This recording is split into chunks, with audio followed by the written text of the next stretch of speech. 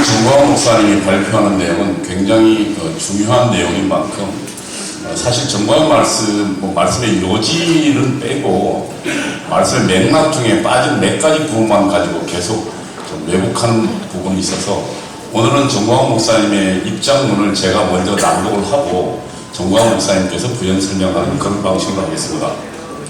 제가 정광훈 목사님의 오늘 기자회견문을 낭독하도록 하겠습니다.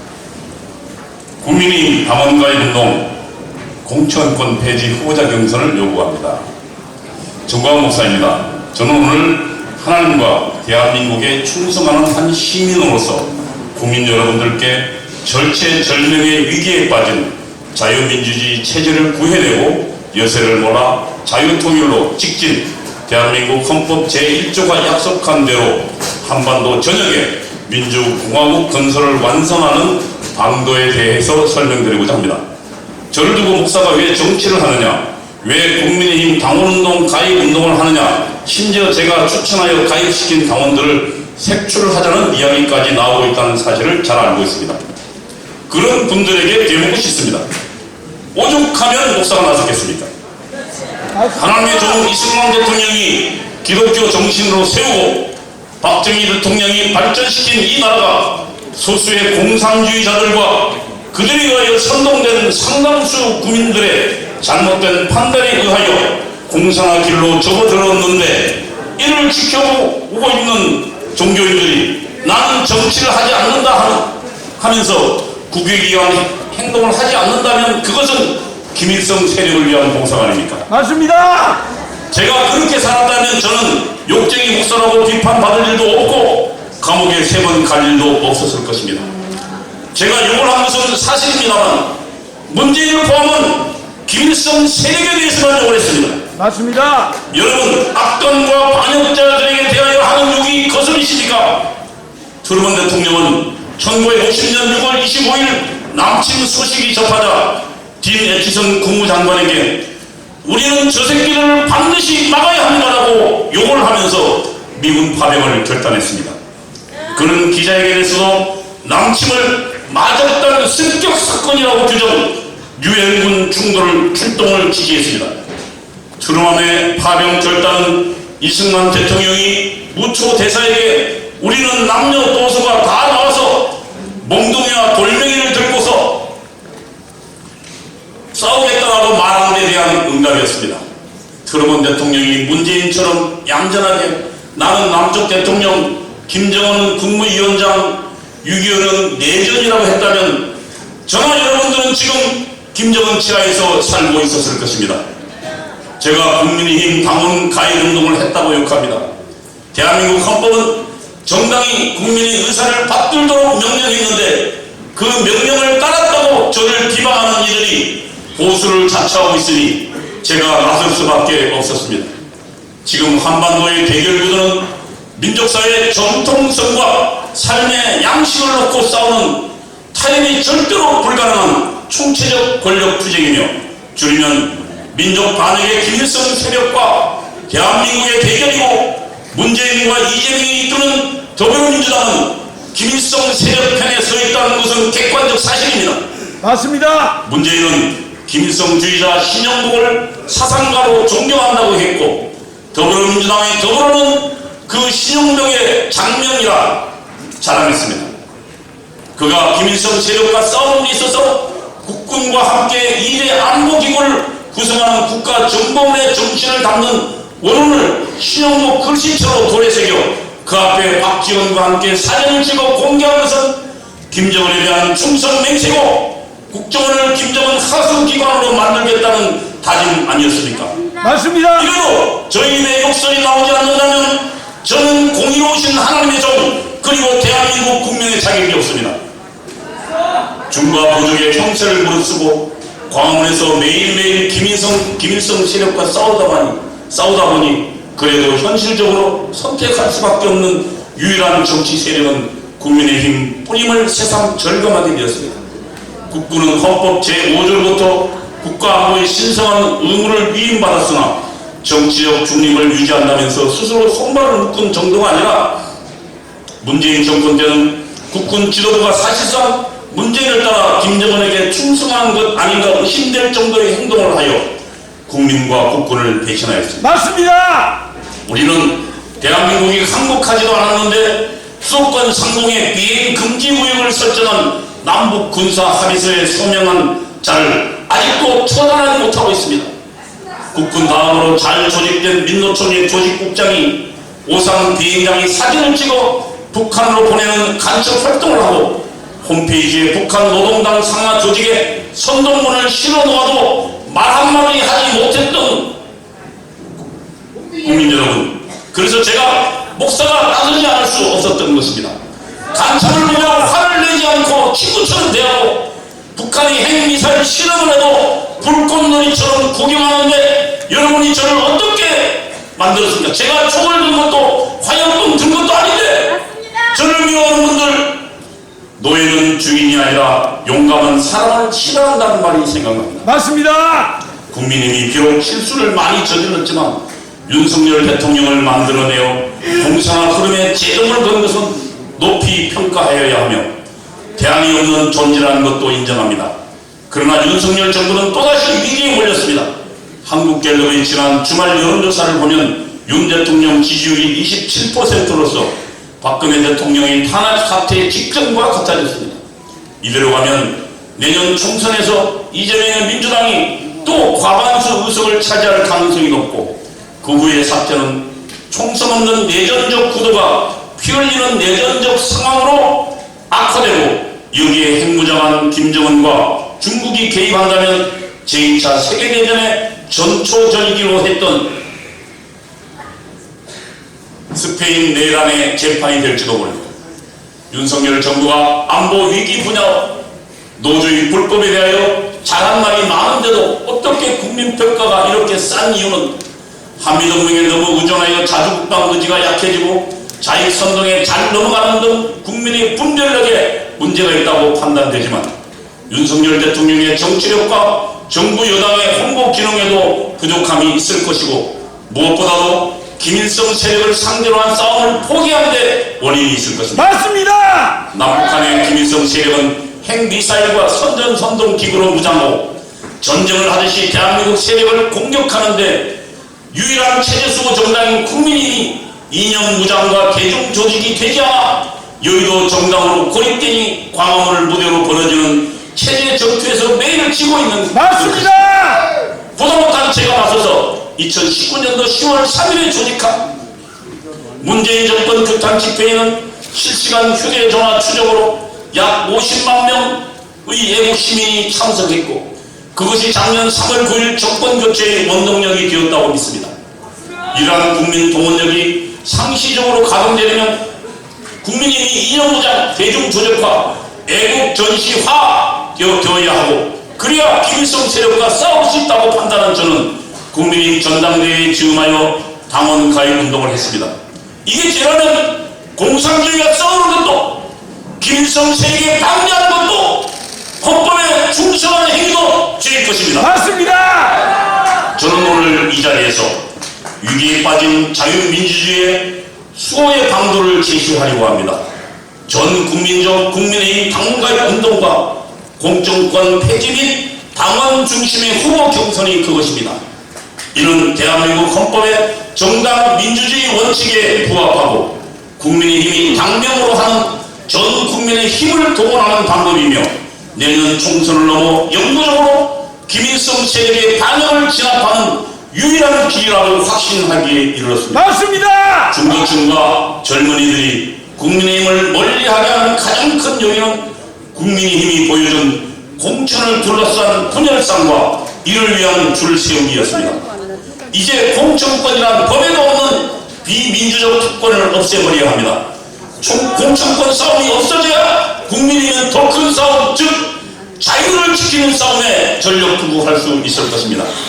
공천권을 없애려면 대통령 후보를 선출하는 방식으로 국회의원이나 지사, 시장, 군수 등 후보도 당내 경선을 통해서 뽑아야 하고 그렇게 하려면 당의 문호를 개방하고 전 국민 당원 가입 운동을 통해서 당원 수가 수백만, 수천만이 되도록 만들어야 할 것이며 이게 바로 민주정당의 길이고 이게 곧 민주당, 민노총, 정교도 등 좌익 계층 조직과 맞설 수 있는 국민 조직화일 것입니다. 맞습니다. 예컨대 대한민국 헌법 정신으로 규정하고 당비를 내는 국민의힘 진성 당원이 1000만 명이 된다면 저는 민주당, 저는 민노총, 저는 정교도, 저는 MBC가 존재할 수 있겠습니까? 맞습니다.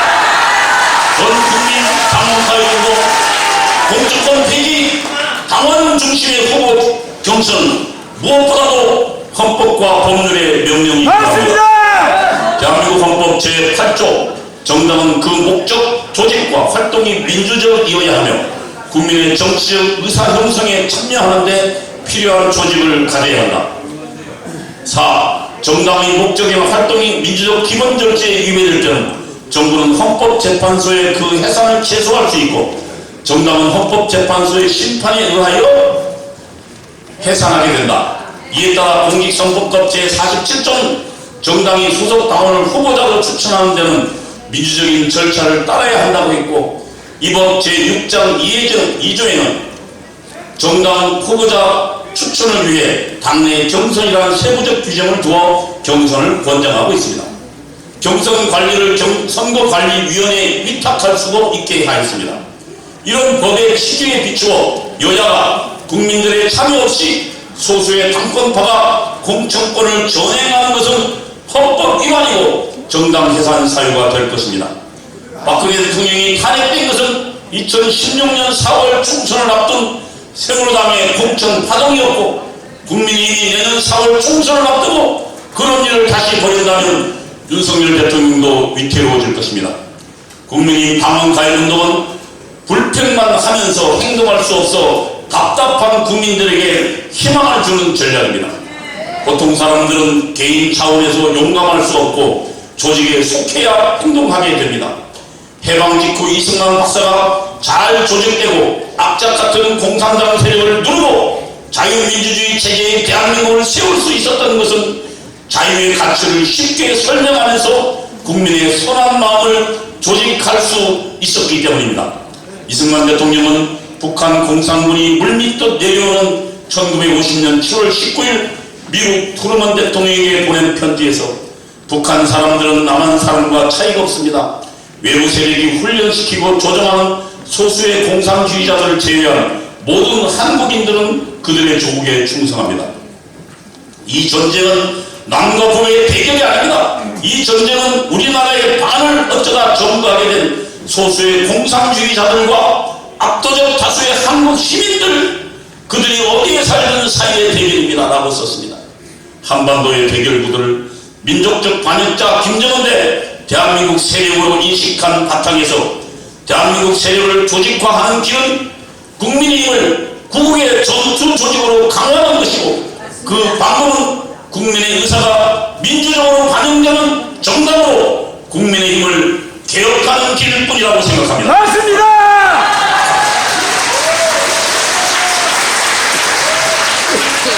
국민의힘 가입운동은 당과 국민을 다 함께 활성화시킬 것입니다. 국민의힘 정치인들은 위를 쳐다보는 대신 아래를 보며 야망을 키워야 하고 국민들도 행동하는 양심이 될 것입니다.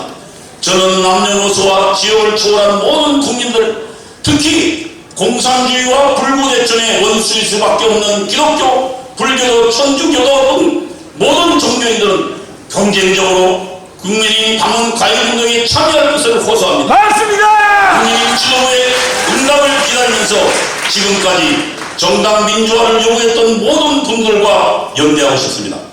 당원 가입운동, 공천권 폐지, 후보자 경선은 국민의힘이 호응하지 않으면 이루어질 수 없으므로 국민 여러분들께서도 국민의힘의 선한 영향력을 행사해 주시기 바랍니다. 맞습니다. 저는 국민의힘이 공천권을 폐지하고 이를 국민에게 당원에게 돌려줌으로써 미국의 공화당이나 민주당 같은 진정한 국민정당으로 거듭 태어나는 길만이 김일성 세력 문제를 해결하는 유일한 대전략이라고 생각하며 이것이 국격에 맞는 정치개혁이고 헌법 1조 3조 4조가 명령하는 자유통일의 신성한 의무를 다하는 국민된 의무라고 믿습니다. 맞습니다.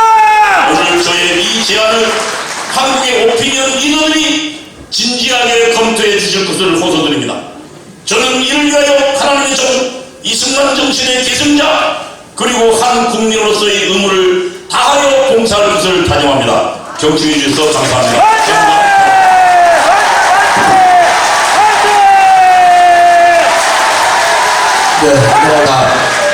잠깐만요. 지금 기자회견 중에 한호를 지르거나 이런 건 좀 자제해 주시기 바랍니다. 아마 오늘 참석하신 방송들 중에는 풀영상을 내보낼 이런 방송도 있는 걸로 제가 알고 있습니다. 그러니까 될 수 있으면 박수 소리로만 전해주시고 한호를 지르는 건 좀. 자, 25만 장로님 여러분, 특별히 지금 거대한 감옥에 갇혀서 태어나서부터 죽을 때까지 감옥에서 살아야 되는 2,500만 북한 동포 여러분, 저는 오늘 이 시간에 역사의 분기점에 지금 서 있습니다. 45년 8월 6일날 히로시마에 원자탄이 터졌습니다. 그때 한반도는 두 가지 선택을 강요받았습니다. 이승만과 살 것인가 김일성과 살 것인가 한번 선택해보라. 또 하나는 자유민주주의, 자유시장경제, 한미동맹, 기독교 입국론에서 살 것인가 아니면 공산주의, 사회통제경제, 중국을 친구로 하는 조중동맹 그리고 주사파 종교에서 살 것인가 한번 선택해보라. 그때 우리나라는 5,000년의 역사 가운데 가장 현명한 선택을 했습니다. 남한은 대한민국을 선택했습니다. 안타깝게도 북한은 공산주의를 선택했습니다. 70년 동안 살아봤더니 모든 것은 끝난 것입니다. 우리는 세계 자랑스러운 10위권의 대한민국이 되었습니다. 북한은 같은 민족이고 나라지만 미안하지만 거지 나라가 됐습니다. 불량 국가가 됐습니다.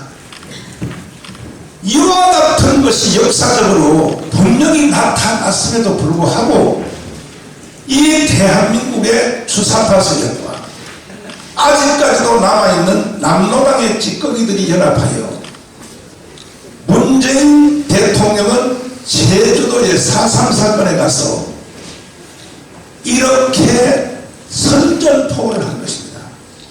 자, 한번 들어봐 주시기 바랍니다. 문재인 대통령이 제주도에 가서 무슨 말을 했는가? 이것은 대한민국에 5,300만을 놓고 북한에 2,500만을 놓고 선전포고를 한 선전포고의 문장입니다. 문재인 씨는 이렇게 내질렀습니다. 한번 들어봐 주십시오. 그러나 누구보다 먼저 꿈을 꾸었다는 이유로 제주는 처참한 죽음과 맞이했고 지난날 제주가 꾸었던 꿈이 지금 우리의 꿈입니다. 자, 특별히 이 자리에 오신 언론인 여러분, 이 말을 잘 해독하셔야 됩니다. 제주 4.3 사건 남로당들이 꿈을 꿨던 꿈이 우리의 꿈이다. 맞습니까? 아닙니다. 맞습니까? 아닙니다. 지금 제주 4.3 사건에 대하여 논쟁이 심각하지만은 그 과정 중에서 양민이 학살되었다는 것은 분명한 사실입니다.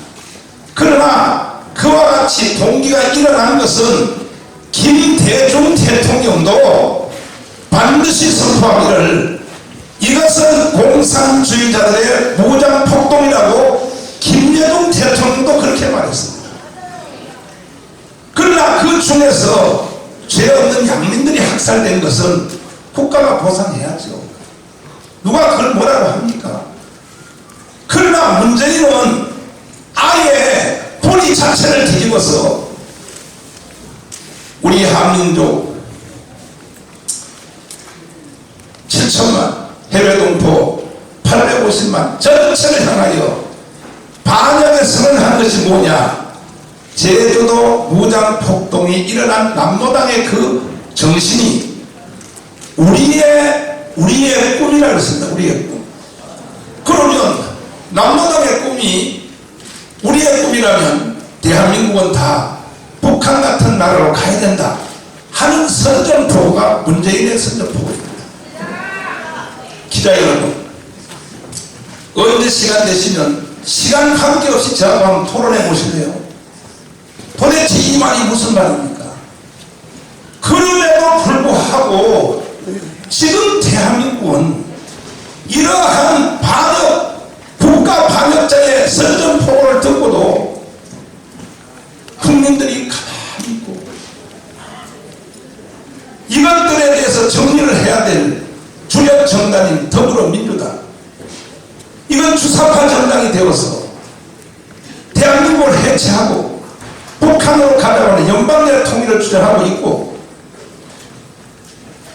이것을 저지해야 될 국민의힘 정당은 이와 같은 흐름에 대해서 전혀 감각이 없이 자기들끼리 내부 총질만 하고 싸움을 하고 앉았으니,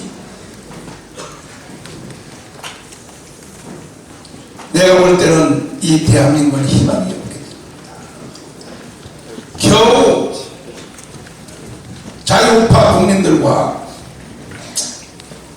우리 강화문 애국운동자들이 일어나서 윤석열 대통령을 당선시키고 정권 교체를 했지만 이것이 완전히 이긴 것이 아니고 겨우 대한민국이 망하는 것이 5년 연기되었을 뿐입니다. 5년 후에, 아니고 반대로 1년 후 돌아오는 총선에서 자유우파 국회의원들이 과반수를 못하게 되면 이 나라는 그날로부터 끝이 난다는 사실을 온 국민들은 잘 기억하시길 바랍니다. 저는 양당에다가 단호히 요구합니다. 왜 제가 이렇게 요구하냐 하면은, 우리 대한민국이 건국되는 과정을 보면 남한은 박헌영의 남로당이 점령했고 북한은 김일성이가 들어와서 북한을 완전히 점령할 때, 그때의 유일한 희망인 기독교인들이 오판을 했습니다. 김일성 외삼촌인 강양국 목사를 데리고 와서 북한의 기독교인들을 선동하니까 최고의 그때 목사인 부흥사 김인두가 속아서 넘어가서 김일성의 손을 잡고 북한 전역을 다니며 하나님이 보내주신 위대한 지도자라고 이렇게 북한에 있는 기독교 세력들이 속아 넘어갈 때에 젊은 목사인 한경민 목사는 이것은 아니다 판단하여, 한경민 목사님은 북한에서 태어나서 일제시대 신사참배를 한 실수를 했습니다. 95%의 목사들이 다 신사참배를 하니까 젊은 목사가 뭐 힘이 있어요? 할 소리 따라서 했습니다. 그 후에 새벽마다 통곡하고 울었다 그럽니다. 돌아가실 때까지 내가 왜 그 순간을 이기지 못하고 신사참배를 했는가. 그 후에 북한에 김일성이 들어와서 북한을 틀어진 걸 보고, 야, 나는 두 번째는 질 수 없다. 김일성 저놈을 내가 없애겠다 해서 세상과 교회를 합하여 남북한 다 합해서 우리나라의 역사 이후로 최초로 기독교 민주당이라는 당을 북한에서 만들었습니다. 이것이 최초로 만들어진 당입니다. 김하식 목사와 함께 한경민 목사님 만든 겁니다. 김일성과 싸우려고. 그때 조만식 장로님이 말씀하시기를, 목사님 이렇게 하시다 순교당합니다. 빨리 싸울 시간을 벌기 위하여 남한을 피하여 가세요. 나도 정리하고 내려가겠습니다. 그래서 한경 목사님이 남한에 내려왔더니, 김일성을 피하여 내려왔더니 남한에는 박헌영이가 남로당을 가지고 국민들의 78%를 선동하여 틀어지고 있어서 제주도로 도망갈까? 제주도는 김달산 이덕구가 남로당에 무장폭동을 일으켜 하와이로 갈까? 얘라, 목사가 자기 혼자 살려고 미국으로 도망간다. 있을 수 없다. 난 여기서 순교하리라. 그리하여 두 번째 정당을 만들었습니다. 한경직 목사가 만든 겁니다. 기독교 사회당을 만들었습니다. 만들어서 매주일마다 오제도 특별검사, 영락교회 장로님을 주일마다 가르치고 박헌영 저놈을 잡아라. 저놈을 잡지 않으면 대한민국 희망이 없다. 그리하여 결국 정판사 사건을 미행해서 잡았습니다. 이 박헌영을 북한으로 추방한 것이 대한민국이 살게 된 동기가 된 것입니다. 그리고 왜 동양의 성자라고 하는 이 한경직이가 어찌하여 정치의 일선에 나와서 북한에서는 기독교 민주당, 남한에서는 기독교 사회당, 기사당 왜 만들었을까요? 이분은 브리스턴에서 박사학위를 받은 사람입니다. 세계 역사를 잘 아는 사람입니다. 그래서 나라가 위험할 때는 종교인들이 일어나서, 특별히 기독교가 일어나서 이 운동을 하지 아니하면 국가가 바로 살 수 없다는 것을 한경직은 잘 알고 있었기 때문에 기독교 민주당, 기독교 사회당을 만들어서 운동을 하다가 이승만 대통령이 귀국하여 정치하는 걸 보니까 그건 당만 자유당인지 속성은 기독당하고 같은 거예요. 그래서 해체하고 이승만의 자유당에다가 갖다 바쳐서 기독당이 없어진 것입니다. 그 후에 조영기 목사님과 김준호 목사님이 저와 장경동 목사를 불러서 반드시 대한민국 없어진다. 20년 전입니다. 반드시 한국교회 없습니다. 두 젊은 목사가 빨리 기독당을 만들어 여의도에 국회의원 2명이라도 집어넣어야 된다. 이래야 국가가 살 수 있다. 하여 저희들은 원로들의 뜻을 받들어 행동대원으로 25년 동안 정말로 고생 많이 했습니다. 해보니까 안 되더라고요. 첫 번째 선거했더니 21만 표, 두 번째 했더니 32만 표, 세 번째 선거했더니 44만 표. 1,200만 기독교인이 있는데도 불구하고 이해를 못하는 거예요. 그 전에 이제 4.15 총선 바로 전 선거에서 드디어 분기점이 넘었습니다. 77만을 때렸습니다. 그리하여 최소한 이제 당원이 100만 명 가까이가 확보된 것이 현실입니다. 한번 선관위 가서 조사해 보세요, 기자 여러분. 우리는 정치를 목적으로 하는 정당이 아닌 것입니다. 대한민국을 지키고 한국교회를 지키기로 합니다. 아멘. 이렇게 진행하던 중에 가장 큰 사건이 무엇인가?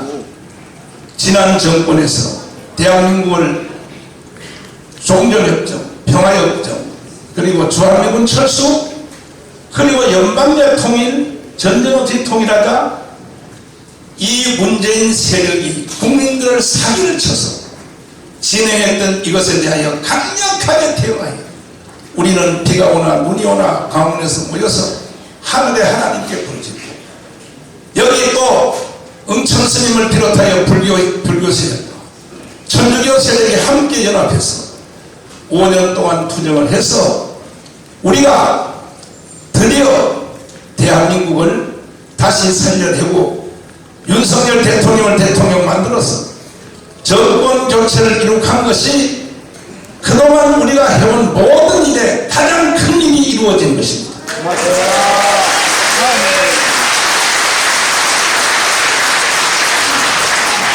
이런 깊은 내용까지 말씀을 드려야 되나 하는 생각이 있지만, 저는 몇십 년 동안 이 대한민국 지키기, 그리고 종북 주사파 이들과 싸우기 위해서 할 수 없이 전략상 저들도 그렇게 합니까? 나도 민노총에다 간첩을 3명 심어놨어요. 정교조에다 3명 심어놨어요. 10년 전에 심었습니다.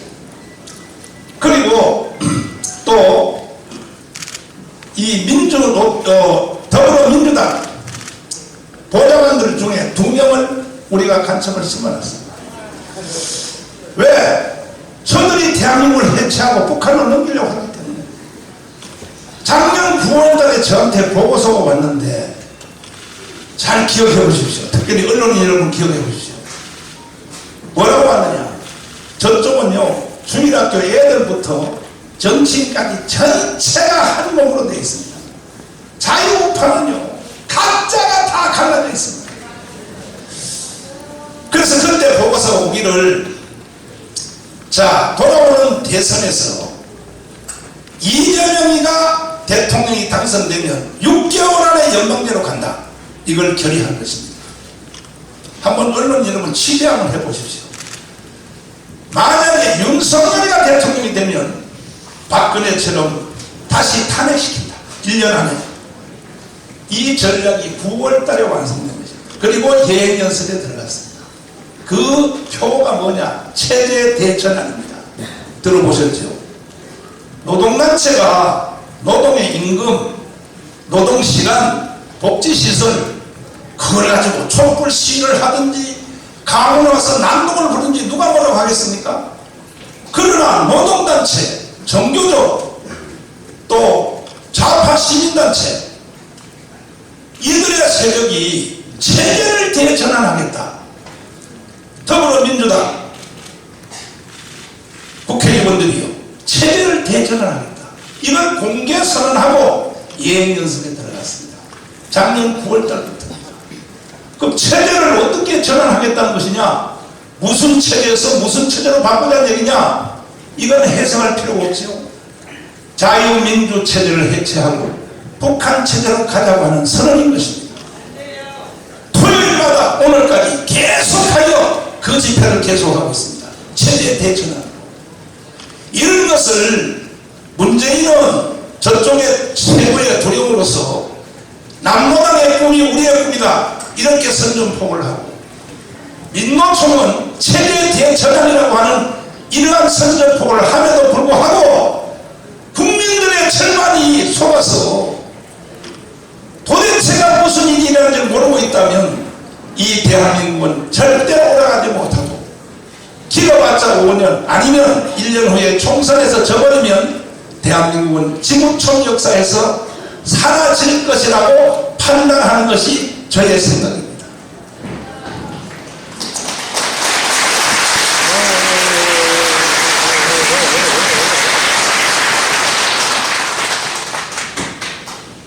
이럼에도 불구하고 지금 자유우파 안에 속한 국민의힘 정당의 일부 지도자들이 정신을 못 차리고 정강 목사를 비난하고, 정치 목사 왜 목회만 하지, 왜 정치에 가입해, 이게요 도대체가 이 국민들이 너무 공부를 안 하고, 국민들이 공부를 안 한다는 것은 기자님들이 공부를 안 하기 때문에 국민들에게 거짓말을 계속 기자님들이 전달하니까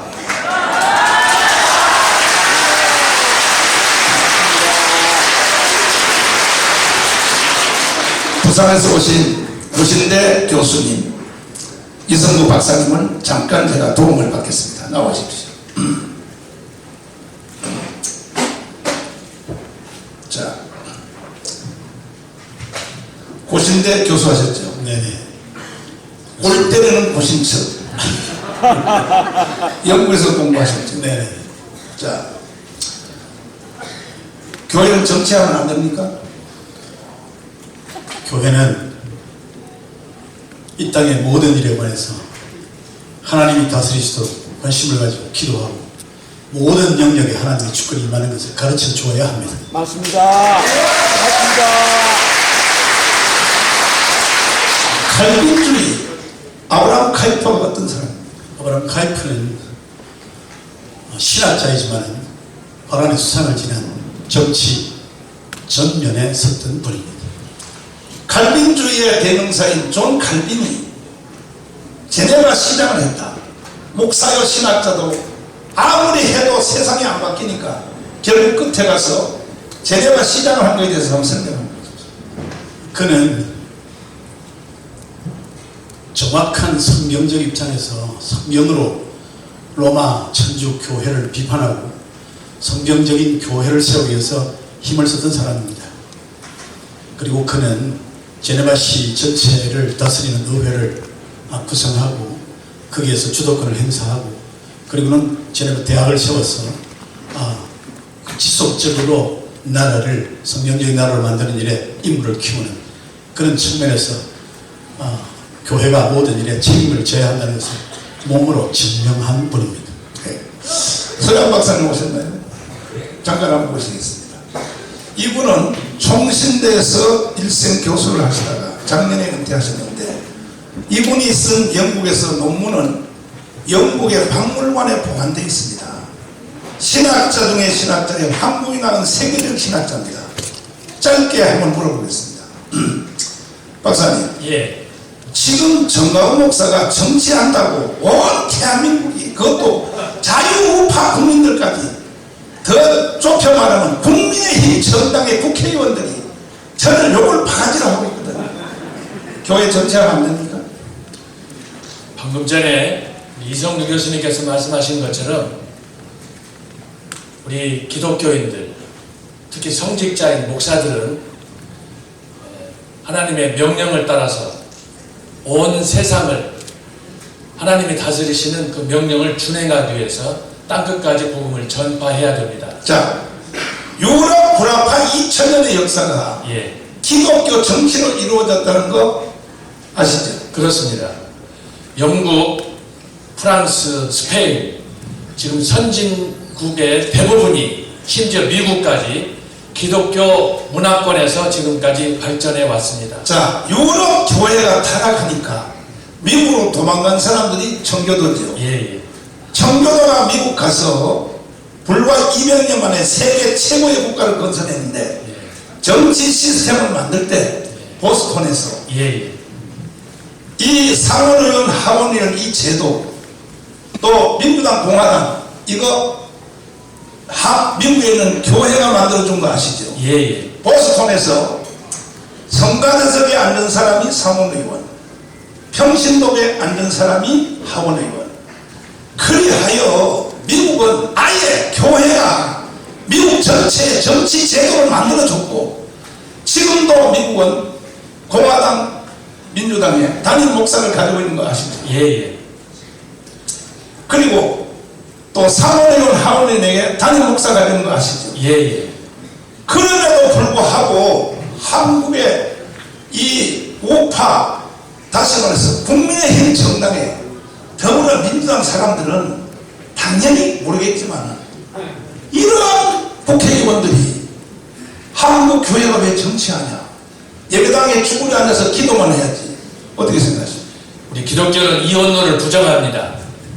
하나님께서 창조 사역을 통해서 온 땅을 하나님의 나라로 만들도록 명령을 하셨기 때문에 성직자는, 특히 목사는 그 일에 선두에 서서 그 일을 집행해야 될 의무가 있다고 믿습니다.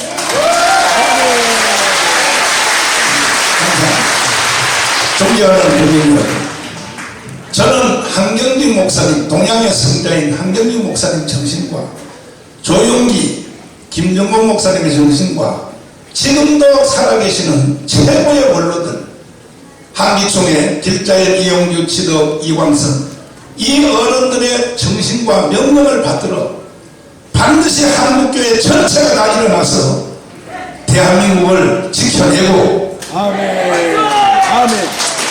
자유통일 완성될 때까지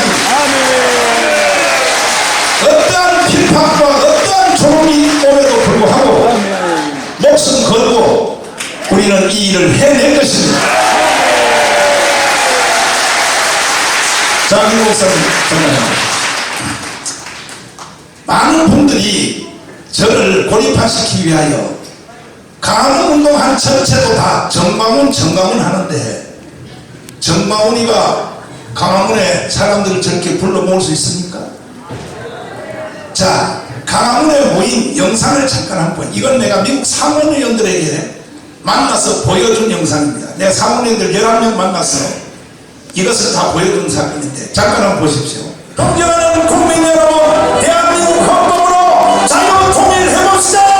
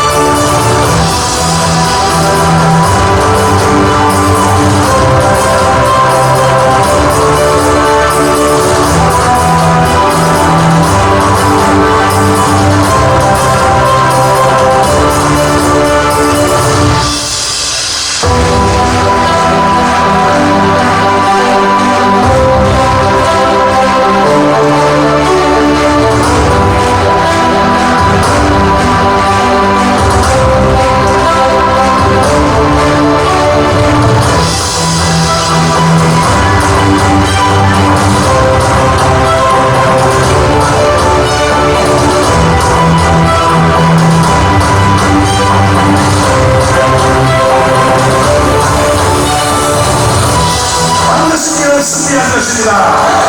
우리는 이겼습니다. 제가 이 영상을 상원님들에게 보여줬을 때 입을 다물지 못합니다. 와우 와우 와우. 진짜 이거 너가 했냐? 관할 영상에 내가 앞에서 연설하고 있지 않냐? 상원의원들이 뒤집어졌습니다. 윤석열 대통령이 이제 얼마 후면 미국 가서 상하원 양 의원들을 모아놓고 연설하실 걸로 예상이 되는데 한번 가서 연설해 보십시오. 분위기가 어떻게 달라는가. 제가 미리 가서 공작 다 해놨습니다.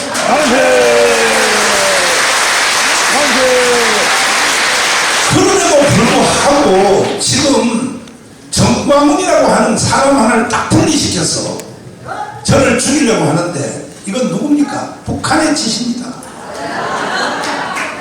지금 북한은 남한의 모든 진지를 전쟁을 다 했습니다. 언론 완전히 전쟁했습니다. 대한민국 언론이 대한민국 언론입니까? 북한 언론입니다. 북한 언론. 정치, 국회 완전히 전쟁했습니다. 북한이 시킨 대로 법을 만들고 있습니다. 심지어 국방부까지. 그럼에도 불구하고 지금 여기 모인 광화문에 모인 사람들에서 끈끈한 사람과의 관계를 각 도시들도 부산에 있는 최웅준 또 포항의 정연수 최고입니다. 경북대구의 김성동, 대전의 장경동, 서울의 또 장학인, 평택의 강은식 할 것 없습니다. 나하고 30년 친구인데 이들이 저와 함께 생명을 걸고 이 운동을 하기 때문에 우리는 이길 수 있는 것입니다.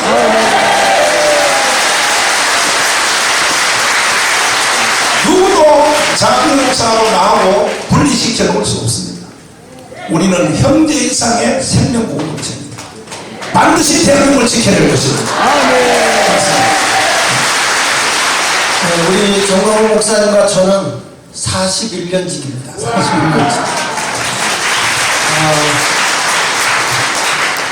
사실 이렇게 우리나라가 갈등과 여러 가지로 갈라져 있는 이런 현실 속에서 보수가 연합되고 하나되고 대한민국을 자유민주주의를 지켜내기 위해서 굳게 싸우고 있는 정광훈 목사님을 보면서 야, 어떻게 저렇게 수많은 사람들을 일깨울 수 있을까?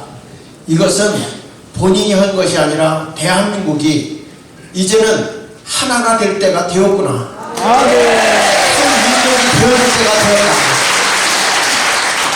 우리 목사님이 이 자리에 함께 하면서 우리의 보수 세력과 그리고 진보 갈등과 범민 속에 있는 대한민국을 우리 기독교인들이, 우리 목사님들이 하나 되게 하는 일에 총력을 기울이겠습니다. 대한민국이 복음으로 남북통일되는 그날을 위해서 우리는 갈라놓는 데가 아니라 하나가 되어서 이 나라가 정말 G2국가로 나가는 일에 총력을 기울여 기독교가 밑받침이 되겠습니다. 그 사역에 적극으로 돕겠습니다. 만세!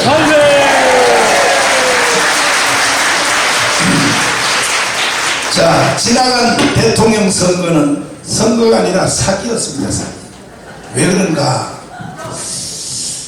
저쪽에서 선거하는 주제가 뭐냐? 평화협정. 자, 플랜카드 띄워주세요. 평화협정, 종전협정. 그리고 주한미군 철수. 그리고 뒤에다가 선악과 하나를 붙여놨습니다. 전쟁 없이 통일하는 연방제로 가자. 자, 이겁니다. 이충훈 박사님 잠깐 보시겠습니다. 네. 이거는 선거가 아니라 사기였습니다. 사기. 왜? 국민들의 절반을 사기친 것입니다.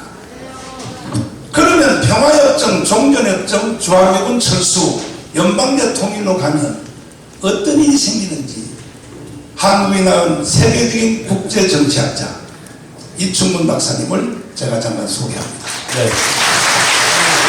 왜 종전협정, 평화협정, 주한미군 철수, 연방제 통일은 전쟁 없이 통일할 수 있는 유일한 길이다. 네. 이것이 왜 사기인가? 한번 말씀 한번 해주세요. 네, 일단 역사를 보면 알 수 있습니다. 인간 역사에 무수히 많은 평화협정이 있습니다. 빅토르 셔블리에즈라는 그 프랑스 소설가가 아주 역사의 심찬 소설가가 1860년까지 기원 1500년부터 평화협정 개수를 다 적었더니 8,000개가 있었습니다. 8,000개. 그리고 그 이후에도 수백 개의 평화협정이 있습니다. 근데 그 8,000개가 하나도 평화를 유지하지 못했습니다. 평화를 전부 다 이제 이 협정을 맺는 당사국들이 앞으로 평화가 온다고 생각하려고 맺었는데 평화의 유지 기간이 2년에 불과하였다라고 되어 있습니다. 그래서 국제정치학 공부하는 사람들이 평화협정으로는 평화를 유지하지 못한다. 어떻게 평화를 유지하느냐? Peace through strength. 힘을 가지고 평화를 유지하는 것이다. 라고 얘기를 하고 있는 겁니다. 한미동맹, 주한미군으로 한반도의 평화가 유지되는데 이거를 그 사람 미군을 가라고 그럴 수는 없으니까 그럼 국민들이 다 아니까 평화협정이라는 말로 이렇게 꾸며서 종전협정, 평화협정 맺으면은 뭐라고 그러겠습니까? 북한이 평화협정 맺었으니까 미군은 나가야 되는 거라고 얘기하지 않겠습니까? 바로 이런 꼼수가 숨어있는 저 용어를 저들이 사용을 했기 때문에 주한미군 철수를 반대하는 사람조차도 평화협정이 좋은 것을 알고 투표를 하고 그렇기 때문에 그 투표가 그 선거가 잘못된 선거일 수 있다, 속임수일 수 있다라고 이렇게 말씀을 하는 겁니다. 자, 여기에 전 국민의 절반이 걸려든 거예요. 이재명을 찍은 사람들 1614만 표가 바로 평화협정, 종전협정, 주한미군 철수, 연방제 통일, 사기입니다, 사기. 그 후에 네. 선거촌을 위하여 이재명을 찍은 사람들에게 박사님이 한번 알아봤죠. 예. 왜 이재명을 찍었느냐? 네네. 그러면 네. 주한미군 철수하는 것이 네네. 이재명의 신앙이요 사상이요 이념인데 그렇죠. 그런데 그걸 동의하는가 물었더니 이재명을 찍은 1614만 표한테 물었더니 뭐라고 나왔습니까? 예. 사실은 그 선거하기 직전입니다. 선거가 이제 작년 3월 9일인데 그 전에 12월 달에 대한민국의 아주 유수의 연구기관인 국방연구원 그리고 통일연구원에서 국민들이 미군에 대해서 어떻게 생각하는지를 조사했습니다. 그런데 이재명 씨를 찍겠다는 사람들, 즉 더불어민주당을 지지한다는 사람들 중에 93.9%가 주한미군은 나가면 안 된다라고 대답을 했습니다. 자, 그러면 이것이 국민들의 정서인데도 어찌하여 주한미군 철수를 위하여 주장하고 평화협정, 종전협정을 세워서 특별히 뒤에 선악과를 붙여서 연방제로 가자. 여기에 국민의 절반이 찍게 했다면 이거는 사기인 것입니다. 사기. 자, 황교선 장군님 잠깐 보시겠습니다. 우리 기자님들에게 여러분 한번 물어보겠습니다. 주한미군 철수하는 걸 동의하는 질문 한번 들어봤어요. 주한미군 철수. 기자님 없어요? 그러면 괜히 중립을 취하지 마세요. 솔직히 해야 될 사람은 주한미군은 철수하면 안 된다고 생각하시면 한번 손 들어봤어요. 기자님 다 손 드시네요. 기자님. 내가 기자님들에게 박수 한번 쳐드리겠습니다. 지금 손 드신 기자님들 여러분들이 대한민국의 희망인 것입니다. 왜 그러냐? 주한미군을 철수하면 이쪽으로 가까이 옵시다. 어떤 일이 생기는지를 짧게 한번 말씀해 주세요. 우리 별 3개 3스타 출신이고 1군단장을 하셨고 정말로 군대에서 생명을 바쳐 봉사하시고 몇 년 전에 제대했습니다. 한미연합사에서 또 근무했습니다. 제가 주한미군 철수에 대해서 간략하게 말씀드리겠습니다. 여러분 지금 세계 모든 선진국 중에 탑5 안에 들어가는 선진국들이 어디겠습니까? 주한미군들이 2차 세계대전 태평양 전쟁 이후에 가장 많은 큰 규모로 지금까지 장기적으로 주둔하고 있는 곳입니다. 1위가 일본입니다. 2위가 독일입니다. 3위가 우리입니다. 4위가 이탈리아입니다. 5위가 영국입니다. 다 보십시오. 왜 그러면 2차 세계대전에 이겼지만은 폐허가 된 그 잿더미에서 일본 같은 경우는 원자탄을 맞았습니다. 우리는 6.25를 또 겪었습니다. 그런데 어떻게 이렇게 선진국에 올라설 수 있었느냐? 여러분, 안보에 들어갈, 군사 대비에 들어갈 그 규모의 예산을 미국이 담당한 겁니다. 미군들이 담당합니다. 그 예산을 경제 성장으로 돌려서 지금 전부 세계 탑5 안에 들어가 있고 우리도 세계 6, 7위 안에 들어가 있습니다. 반면에 여러분, 미군이 있다가 철수했습니다. 전부 예외 없이 아주 망했습니다. 필리핀이 그렇습니다. 베트남이 그렇습니다. 아프간이 그렇습니다. 이런데 왜 전 세계가 부러워하는 한미동맹을 상처를 주고 한미동맹을 약화시키려는 그 사람들은 정말 이 나라에 정말 있어서는 안 됩니다. 다행히 우리 국민들께서 많은 분들이, 거의 90% 이상의 분들이 주한미군에 대해서 긍정적인 생각을 가지고 있기 때문에 여러분, 주한미군 철수는 김일성 때부터 김정일까지 계속된 주장입니다. 주한미군 철수하면 어떤 일이 일어납니까? 한 번 기회를 얻을 겁니다. 그런 북한에게 유혹을 주지 않기 위해서도 이 주한미군은 우리가 앞으로 한미동맹을 가지고 여러분, 전 세계 G20 국가 중에서 미국과 친한 나라가 18개 국가입니다. 공산주의 국가, 중국, 러시아밖에 없습니다. 역사를 잘 봐야 됩니다. 네. 자, 김학성 교수 잠깐 보시겠습니다. 이름에도 불구하고 이 대한민국 국민들의 절반이 지금 사기를 당하고 있습니다. 자, 헌법학자 제1번이랍니다. 지금 대한민국의 헌법이 살아있나요? 지금 대한민국 헌법은 조문만 존재하지 실제로 대한민국의 헌법에 반하는 일들이 횡행하고 있습니다. 예를 들어서 문재인 정권이 9.19 군사합의를 했던 것이죠. 대한민국의 주권을, 군사주권을 포기한 것이다, 이렇게 볼 수가 있는 것이죠. 또 한미동맹을 완화시켰다. 한미동맹에 흠을 주는 것도 대한민국의 안보를 무너뜨린 것이기 때문에 매우 잘못된 것이다. 반헌법적이다. 또 하나는 대한민국은 통일을 할 때 연방제 통일을 우리 헌법은 허용하지 않습니다. 우리 헌법은 명시적으로 자유민주적 기본질서에 입각한 남북한의 통일만을 가능하도록 헌법은 말하고 있는데, 이와 같은 헌법 원칙을 무너뜨리면서 이 통일을 지향하는 것도 헌법에 반한다라고 볼 수 있습니다. 가장 반헌법적인 행태는 조금 전에 목사님께서도 보여주셨지만 문재인 전 대통령이 제주 4.3을 남노당 반란의 본질을 갖고 있는 제주 4.3을 민주항쟁으로 역사를 왜곡하고 있는 것이고, 대한민국의 정체성과 대한민국의 계속성을 근본부터 흔들고 있기 때문에 반헌법적 작태다, 이렇게 제가 말씀드릴 수 있겠습니다. 자, 남노당의 꿈이 우리의 꿈이 될 수 있습니까? 절대 될 수 없는 거죠, 목사님. 그렇게 문재인을 발언했다면 네. 헌법으로 적용하면 문재인은 어떻게 해야 되겠습니까? 여적죄입니다. 여적죄. 그럼 여적죄 사형. 여적죄 사형.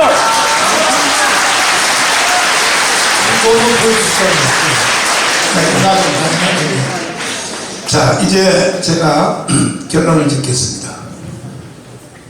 이 더불어민주당 정치 세력, 또 민노총, 정교조, 좌파 시민단체, 이 세력들이 대한민국의 헌법을 깡그리 무시한 것은 벌써 이미 오래전이고, 헌법에 대한 용어 자체도 다 삐뚤어나. 국민을 인민으로, 국민을 사람으로, 대중 국민들이 쓰는 말 자체까지도 다 바꿔놨습니다. 그럼 이것을 지켜내야 될 국민의힘 정당의 저 정치 세력들은 이게 세상이 어떻게 된지도 모르고 이런 것을 지켜낼 생각도 안 하고 내부 싸움이나 하고 총질이나 하고 그러다가 저희들이 가문이 들어가서 좀 도와주겠다고 했더니 니들 여기 들어오지 마. 왜? 이제 우리 다시 공천 받아서 줄서기해서 4년 동안 국회는 잘 먹고 살라고 하는데 왜 가문 애국 세력이 왜 여기 들어와? 이렇게 가고 있습니다. 그래서 저는 이렇게 제안합니다. 더불어민주당도 해주면 더 좋고 또 아니면 우리 자유우파를 대변하는 국민의힘 정당이 공천권을 국민에게 돌려주십시오.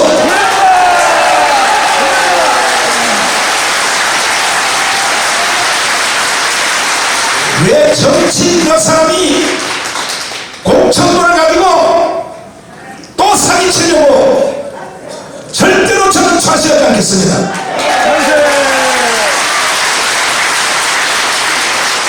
그래서 미국식 완전한 오픈 프라이머리를 하면 좋은데 이건 아직까지도 한국에서는 적용하기가 어려워요. 왜? 역선택의 공격이 있기 때문에.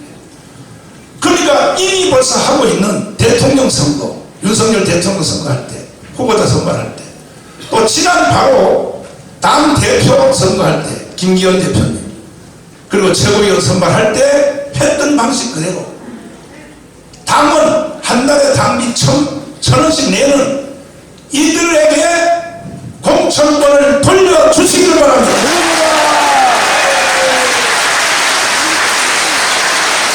이것을 수용하시면, 이걸 수용하면 제가 국민의힘 정당과 새로운 정당 창당을 잠시 보류하겠습니다. 만약에 저의 제안을 받아들이지 아니하면 이제 나는 여러분들 때문에 대한민국을 북한에 내줄 수 없기 때문에 반드시 가문을 중심하여 자유우파, 기독교, 불교, 천주교를 연대하여 반드시 새로운 정당을 만들어서 당신들의 버릇을 고쳐드리겠습니다. 제안합니다. 국민의힘 정당에 있는 각 정계 계파들에게 제가 말씀드립니다.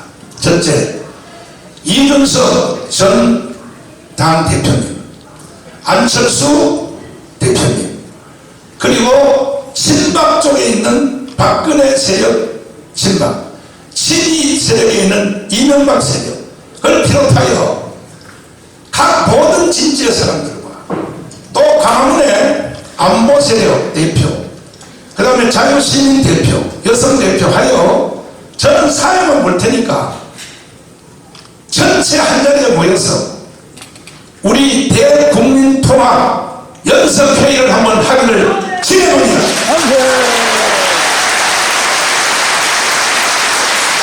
이렇게 하여 헌법을 공유하고 헌법을 존중하는 자유우파 모든 국민들이 하나가 되어서 돌아오는 총선에서 반드시 200석을 해내었습니다. 더불어민주당의 정당을 개편하고 저희는 스스로 개편할 힘이 없습니다. 원래 전통적인 민주당 세력 이낙연, 정세균, 현재 국회의장 되시는 김진표 전통적 민주당 세력, 그분들은 종북 좌파가 아닙니다. 이번에 들어간 이재명 이쪽 계열들과 새로 정당을 창당해서 건전한 정당이 되어주기를 저희들이 밀어제끼기 위해서라도 반드시 우리는 이 일을 해낼 것입니다.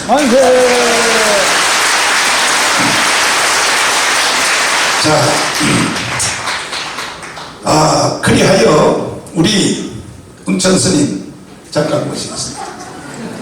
이게 마치 뭐 기독교만 이렇게 앞장서서 하는 것 같지만 그렇지 않습니다. 헌법을 사랑하는 모든 세력은 종교와 관계없이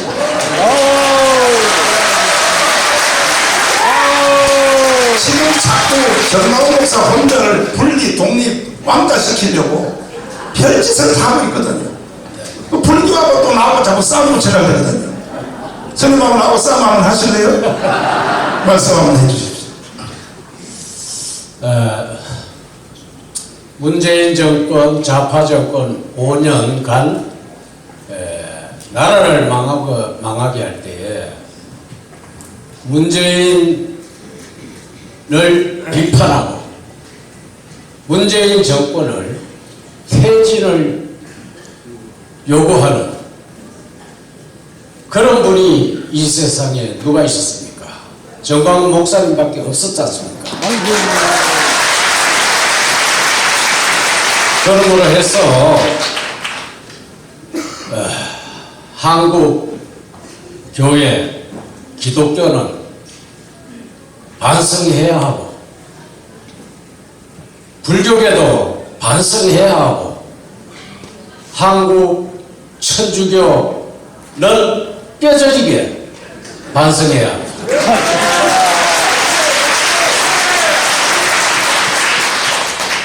왜냐하면은 국가가 있어야 종교가 있기 때문입니다.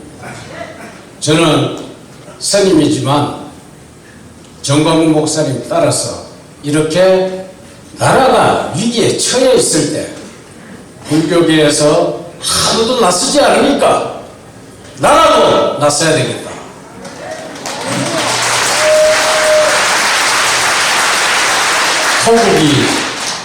허복입니다. 나라를 지키는 것이 나라를 지키고 수호하는 것이 부처님의 참 진리이기 때문에 정광훈 목사님 따라서 구국하고 있습니다. 한국의 교회 지도자들과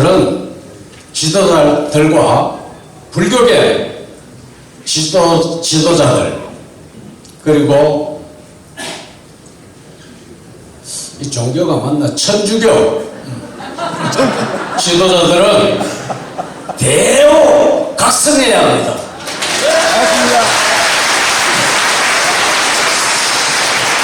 프레카드 잠깐 한번 비춰주십시오. 이제 대한민국은 새로 정돈할 때가 되었습니다. 보십시오. 제가 이 프레카드를 10만 장을 찍어서 전국에 집집마다 대문 앞에 다 붙였습니다. 왜냐하면 자, 첫째 적화 통일, 이게 연방제 통일입니다. 주한미군 철수, 그리고 평화협정, 종전협정, 이것을 주장하는 대표 선수가 문재인, 이재명입니다. 과연 이렇게 갈 것인가? 반대로 자유통일, 한미동맹 강화, 그리고 G2국가, 경제성장 30년 동안 20% 이상 성장해요. 국가를 자유통일을 해서 G2국가로 가는 것을 이끄는 우리의 대표 선수는 윤석열 대통령입니다.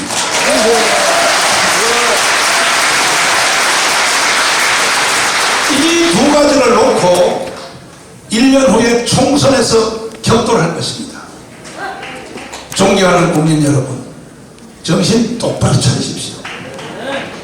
대한민국을 해체하고 북한에 넘겨줘서 되겠습니까? 정치가 드는 이 위험한 장난을 치는 것입니다. 그러므로 우리는 윤석열 대통령 거수를 하시고 서술을 받으시고 질문해 주시면 정광훈 목사님께 직접 답변을 해드리도록 하겠습니다. 자, 질문하신 분. 네, 마이크 좀 받아주세요. 네, SBS입니다. 앞서 기자회견 공개해 주실 때 국민의힘과 결별이라고 말씀하셨는데 오늘 내용 보면 이게 정확히 뭐 국민의힘 현 지도부와의 결별을 말하시는 건지가 궁금하고요. 두 번째는 뭐 전국민 국민의힘 당원가입 운동은 구체적으로 어떻게 진행하실지 이렇게 두 가지 궁금합니다. 우선 그 SBS에게 제가 감사를 드립니다. 최초로 감사를 드립니다. 먼저 번에 기자회견 하는 것을 풀 영상을 다 올려주셔서 KBS에서도 제 기자회견을 풀로 최초로 다 올려줘서 KBS 기자회견도 감사합니다. 역시 오늘도 이 기자회견을 가감없이 풀로 다 올려주실 것을 제가 간절히 부탁을 드리고 오늘 사실 그 국민의힘 정당과 결별은 뭐냐면 우린 신당 창당입니다. 이렇게 선포를 했더니 국민의힘 정당 쪽에서 많은 분들이 저한테 요구를 했습니다. 목사님을 좋아하는 사람이 여기에 더 많이 있는데 아니 왜 홍준표하고 몇 사람 때문에 목사님이 우리를 버리고 가려고 합니까?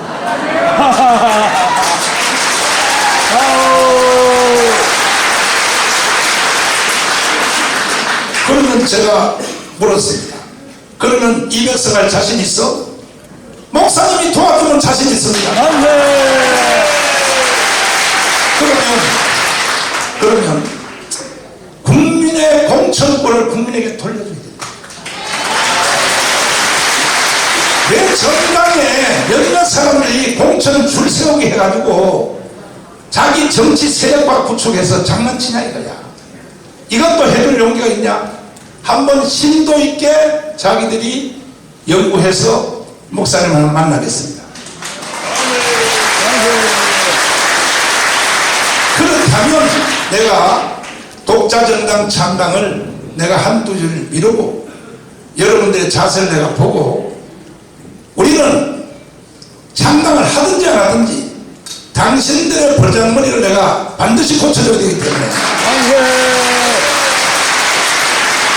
최소한 300만 이상 우리 강원 자유우파 기독교 세력 불교 세력 합하여 이미 벌써 우리는 아까 말씀드린 대로 한경지, 김중곤, 조영기로부터 내려오는 우리가 기존 기독당이 현재 당원이 100만이 넘어 있습니다. 그러니까 거기다 200만만 더 추가하여 자유한국당을 도와주면 자유국민의힘 정당을 도와주면 반드시 저들이 윤석열 대통령을 앞세워서 자유통일까지 해줄 줄 믿고 제가 당원 모집에 최소한으로 가속도를 붙여서 더 진행을 합니다. 그래서 신당 3당은 몇 줄 동안 보류하도록 하겠습니다. 예. 다음 질문. 네, 다음 질문하신 분. 너무 설명을 잘해서 아마 질문하신 분이 별로 없는 것 같아요. 손 한번 들어보세요. 예, 앞에 계시죠. 네, 저 JTBC인데요. 국민의힘에서는 사실 당원이 아니라고 이렇게 선을 긋고 계시고 지도부에서도 역시 마찬가지 입장이시고 특정 목회자의 그런 지위를 받고 통제를 받는 것은 궤변이다라고 김기현 대표도 말씀하셨는데 그거에 대한 입장은 무엇인지 궁금하고 그리고 목사님께서는 반복해서 공천권 같은 거를 말씀하시는데 구체적인 국민의힘의 당무에 대해서 계속 말씀하시는 이유에 대해서 좀 듣고 싶습니다.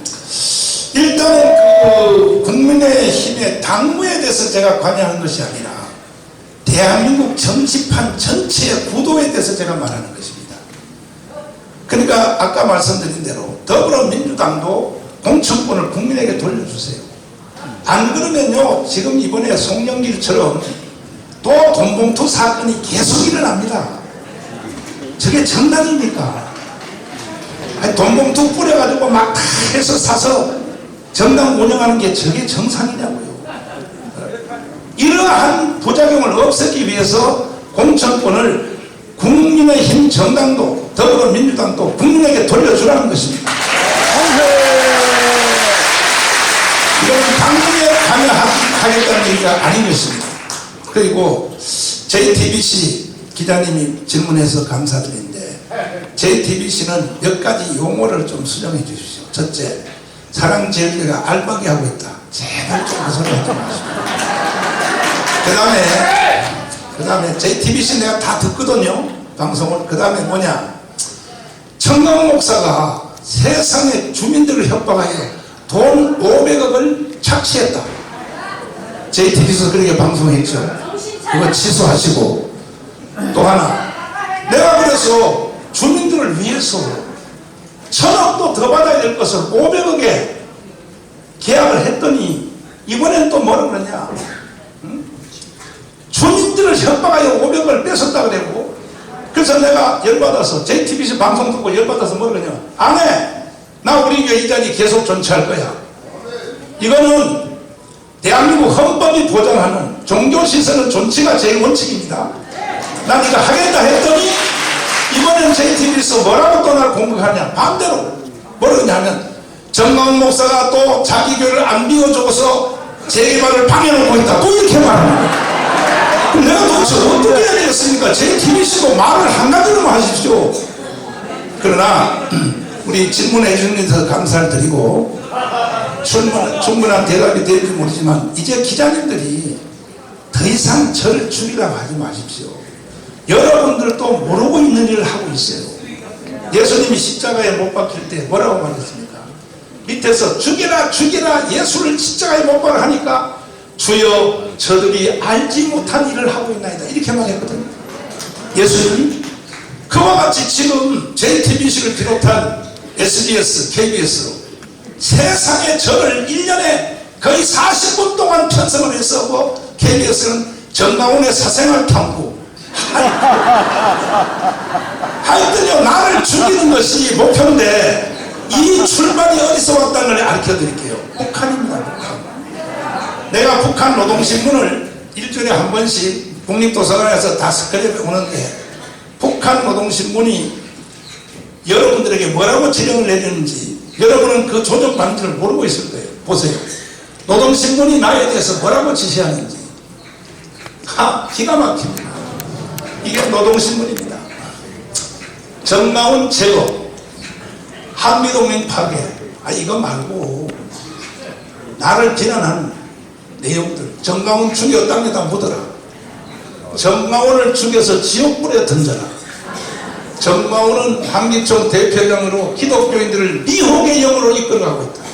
자, 이런 걸 자 보십시오. 이게 전부 노동신문의 기사입니다. 왜 대한민국의 기자들이 이 지시를 받느냐는 거죠. 제가 뭘 잘못했습니까?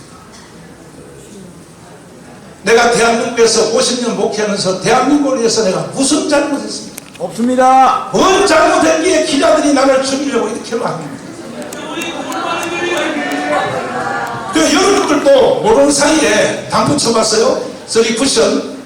여러분도 북한의 지식을 받고 있고 지난 주간에 인노총 간첩 혐의 압수수색 했더니 신혜식과 정광훈을 죽여라고 북한 지령문이 발견됐어요. 그거에 대하여 앞장서서 기자들이 그렇게 뛰면 안 되는 거죠. 다음 질문부터 해주십시오.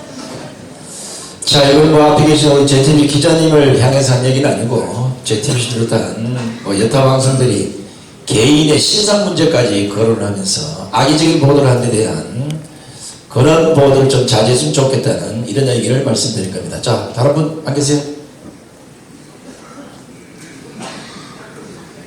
자, 두 분 묻겠습니다. 계세요?